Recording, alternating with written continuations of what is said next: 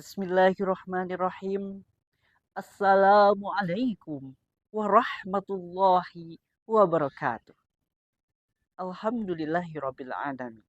Assalatu wassalamu ala asrofil anbiya'i wal mursalin wa ala alihi wa sahbihi ajmain amma ba'du.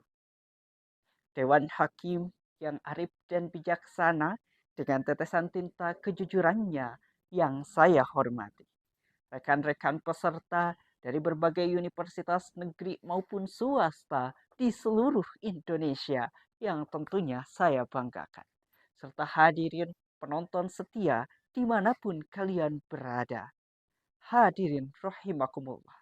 Tiada untayan kata paling indah selain ungkapan syukur kepada Allah Subhanahu wa taala yang telah memberikan karunia kepada kita semua. Salawat teruntai salam. Semoga selamanya tetap tercurah limpahkan kepada baginda alam Habibana wa Nabiyana wa Maulana Muhammad Sallallahu Alaihi Wasallam. Pada keluarganya, para sahabatnya, tabi'in dan tabi'atnya, serta kepada kita semua selaku umatnya. Semoga mendapatkan syafaat darinya. Amin. Ya Allah, ya Rabbal Alamin. Hadirin rahimakumullah. Perkenankanlah saya, Radika Lesmana, dari Universitas Pendidikan Indonesia untuk menyampaikan sebuah pidato dengan judul Menjadi Generasi Muda yang Bertakwa untuk Menyongsong Indonesia Emas 2045. Hadirin, Indonesia merdeka pada 17 Agustus tahun 1945, diproklamirkan oleh Bung Karno dan Muhammad Hatta. Dan sekarang Indonesia sedang menuju masa keemasannya, yakni di tahun 2045. Indonesia Emas 2045 menjadi slogan dan visi yang selalu kita dengar. Menjadi visi yang besar bagi bangsa Indonesia untuk mencapai masa keemasannya di tahun 2045. Hal tersebut juga menandakan bahwa di tahun 2045 Indonesia akan genap berada pada 100 tahun usia kemerdekaan. Selain itu hadirin, Indonesia sedang menghadapi bonus demografi yang luar biasa, di mana usia produktif lebih banyak dibandingkan dengan usia non-produktif. Artinya, Indonesia akan memiliki generasi-generasi yang produktif untuk bisa membangun bangsa dan negara Indonesia. Usia produktif tentunya erat kaitannya dengan pemuda. Pemuda yang inovatif, kreatif, yang dapat membangun bangsa Indonesia. Sehingga bonus demografi ini tentunya perlu kita optimalkan untuk bisa mencapai Indonesia Emas 2045. Hadirin, berbicara tentang pemuda, Bung Karno pernah mengindikasikan dan mengisyaratkan betapa pentingnya pemuda bagi kemajuan suatu bangsa dan negara. Seperti ungkapan yang selalu kita dengar bahwa beri aku 10 pemuda, niscaya aku akan guncangkan dunia. Dan beri aku 1000 orang tua, niscaya aku akan cabut Semeru dari akarnya. Hal tersebut tentunya mengindikasikan bahwa peran pemuda sangat penting bagi kemajuan dan kemaslahatan suatu bangsa, termasuk dalam menyongsong Indonesia Emas tahun 2045. Namun hadirin, berbicara tentang pentingnya peran pemuda bagi kemajuan suatu bangsa, khususnya mencapai Indonesia Emas 2045. Ternyata pemuda tidak terlepas dari berbagai tantangan dan kerusakan moral yang terjadi di mana-mana. Tantangan akan kerusakan moral, degradasi moral, kekerasan, tawuran, dan berbagai kejahatan lainnya yang terus menghantui dan menghampiri pemuda. Tentu mengancam generasi Indonesia, generasi-generasi emas Indonesia untuk bisa mewujudkan bangsa yang berkualitas dan mencapai masa keemasannya tahun 2045.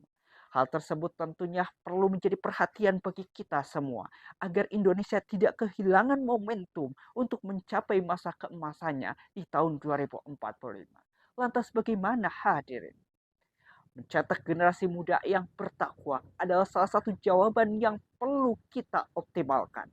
Bahwa dengan generasi yang bertakwa, Indonesia akan terhindar dari berbagai degradasi moral, akan terhindar dari berbagai kerusakan-kerusakan moral yang mengancam pemuda, sehingga pemuda kita akan lebih inovatif, berkualitas, pemuda-pemuda yang senantiasa menjalankan perintah Allah Subhanahu wa taala dan menjauhi larangannya.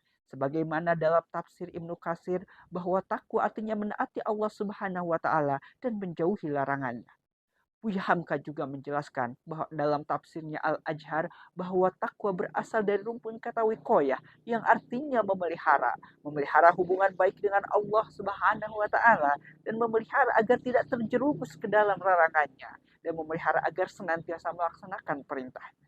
Tentunya dengan mewujudkan generasi muda yang bertakwa, insya Allah Indonesia akan mencapai masa keemasannya karena generasi muda akan terhindar dari berbagai kerusakan moral dan akan senantiasa melaksanakan perintah Allah Subhanahu wa taala dan menjauhi segala larangan.